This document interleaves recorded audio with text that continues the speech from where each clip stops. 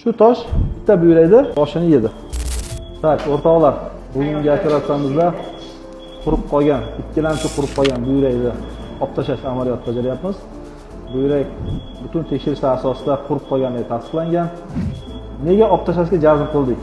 Sababi shu paytgacha bu buyrak bezovta qilmagan. Oxirgi paytlarda bemorimizda qon bosimini ko'tarishga sabab bo'lgan va bemor qon bosimini ko'tarilgandan keyin ancha vaqt qiynalib, shu qon bosimi bilan kurashib yurgan, sababini bilmagan. Ikkinchi buyrakni saqlab qolish, ikkinchi buyrakni funksiyasini yo'qotib qo'ymaslik maqsadida organizmga yuqori qon bosimini salbiy ta'sirlar kelib chiqishmasligi maqsadida buyrakni olib tashlashga jazm qildik. Amaliyot ko'rib turibsizlar, laparoskopik usulda kesmasdan yangicha usullarda amalga oshiryapmiz. Do'stlar, mana ko'rib turganingizda qurib qolgan buyrak, qurib qolishiga sabab bo'lgan sabab mana bu tosh. Mana shu tosh. Mana shu yerda tosh bor. Ya'ni uzoq vaqt tosh turib buyrakni quritgan. Hozir bu toshni olishdan foyda yo'q, sababi buyrak qurib bo'lgan. Mana shu tosh.